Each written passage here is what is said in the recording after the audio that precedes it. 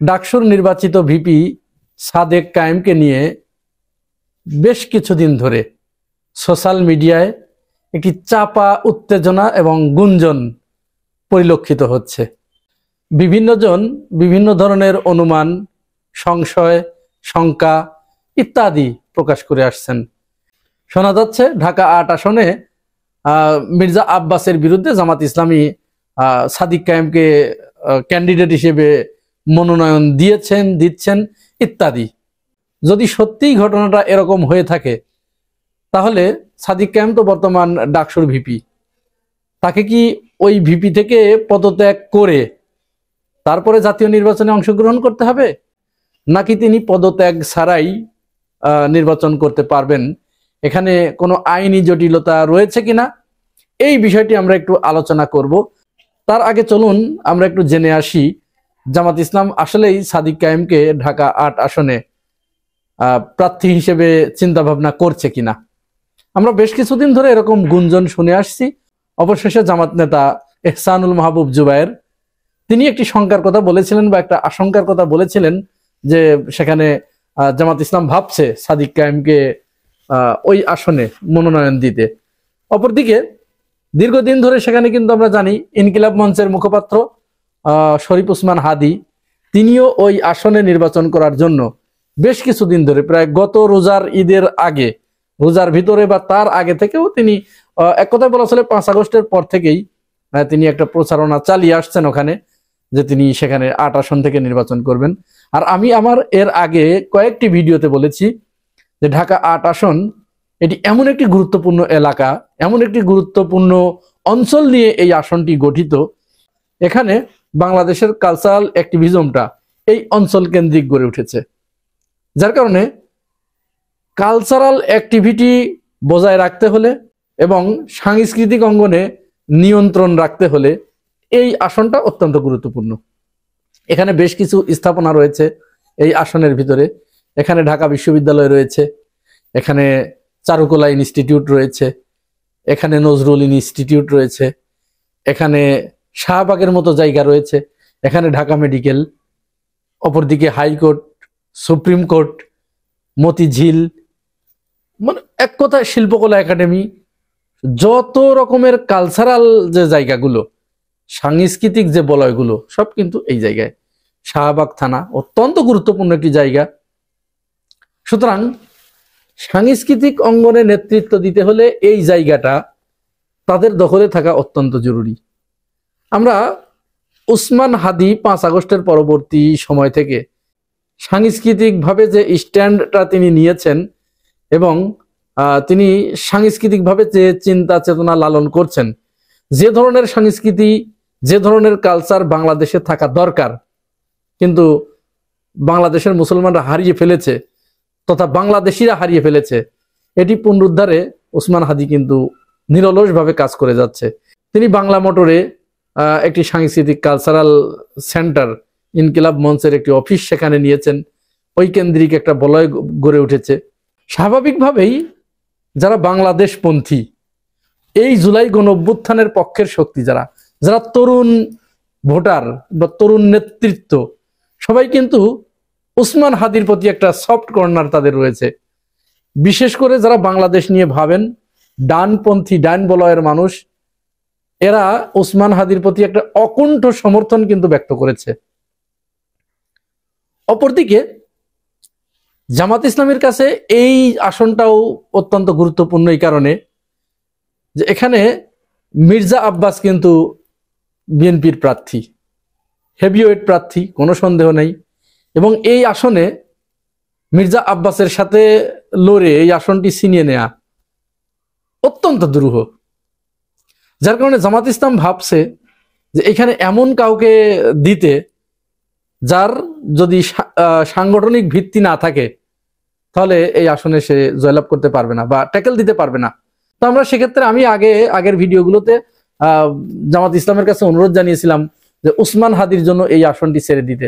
শুধু জামাত ইসলাম নয়, AB party, NCP যারা এখানে প্রার্থী দিয়েছেন, এনসিপি সেখানে ওই সেই রিকশাওয়ালা সুজনকে নমিনেশন দিয়েছে। তো এরকম যারা প্রার্থী দিয়েছেন সবার প্রতি আমার একটা আহ্বান ছিল যে সবাই মিলে ওসমান হাদিকে, যেহেতু সে এখানে অনেকদিন ধরে কাজ করছে, তাকে আপনারা সাপোর্ট দিন, যেন এই আসনটা জুলাই গণঅভ্যুত্থানের পক্ষের শক্তিদের নিয়ন্ত্রণে আসে।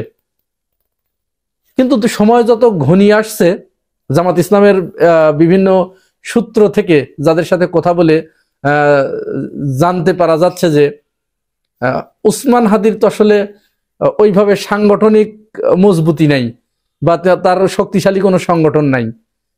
তিনি স্বতন্ত্রভাবে নির্বাচন করবেন এবং তিনি রিয়েলি একজন ভালো মানুষ, তার মতো লোক খুব দরকার। কিন্তু মির্জা আব্বাসের বিপক্ষে টিকে থাকার মতো যে সাংগঠনিক বলয় দরকার, সাংগঠনিক মজবুতি দরকার, একটি ব্যাকআপ দরকার, এটি তার নাই। যার কারণে জামাত ইসলামের কাছে ওই অনুরোধ জানানোর কারণে বা ভিতরেও অনেক আলোচনার কারণে জামাত ইসলাম ওসমান হাদির সাথে যোগাযোগ করেছে এবং তারা নীতিগতভাবে সিদ্ধান্ত নিয়েছে যে সাদিক কায়েমকে সেখানে তারা দেবে। যেহেতু এখানে তরুণ ভোটারদের একটা ব্যাপার আছে, এই অঞ্চলে ব্যাপক তরুণ ভোটার রয়েছে এবং এটিও ধারণা করা হচ্ছে যে জামাত ইসলাম এই আসনটা নিয়ে দীর্ঘদিন ধরে চিন্তা ভাবনা করার কারণে তারা বিভিন্ন জায়গা থেকে ভোটারদেরকে বা একটা ভোট ব্যাংক তারা কিন্তু এখানে তৈরি করে ফেলেছে। সুতরাং যেহেতু দীর্ঘদিন ধরে এখানে তাদের একটা চিন্তা ভাবনা আছে এই কেন্দ্রিক, এমত অবস্থায় ওসমান হাদির সাথে হয়তো তারা কথা বলেছে, এটি কিন্তু সব ধারণা বা অসমর্থিত সূত্র থেকে প্রাপ্ত। ওসমান হাদির সাথে কথা হয়েছে, ওসমান হাদিকে এখানে অন্য ভালো জায়গায়, বিকল্প কোনো জায়গায় দেবার জন্য হয়তো অফারও দেয়া হয়েছে। এই ব্যাপারে হয়তো একটা সমঝোতায় আসবে, অবশ্যই একটা সমঝোতায় আসবে। তবে আমরা চাই অবশ্যই জুলাই গণ অভ্যুত্থানের পক্ষের শক্তি, জুলাইয়ের নেতৃত্ব যেন হেরে না যায়। শরীফ ওসমান হাদি যেমন জুলাইয়ের অন্যতম একজন স্টেক হোল্ডার, তার হারেও যেমন জুলাই গণ অভ্যুত্থানের পক্ষের শক্তির রক্তক্ষরণ হবে। অপরদিকে সাদিক কায়েম, তিনিও জুলাই গণ অভ্যুত্থানের একজন অকুতোভয় সৈনিক। তিনি যে ভূমিকা পালন করেছেন আপনারা সবাই জানেন, তার ব্যাপারে নতুন করে বলার কিছু নাই। তার প্রতি তরুণদের বিরাট একটা সমর্থন রয়েছে এবং সাদিক কায়েমের পিছনে সাংগঠনিক ব্যাকআপ রয়েছে, তার সাংগঠনিক মজবুতি রয়েছে, তার বিরাট একটা কর্মী বাহিনী রয়েছে।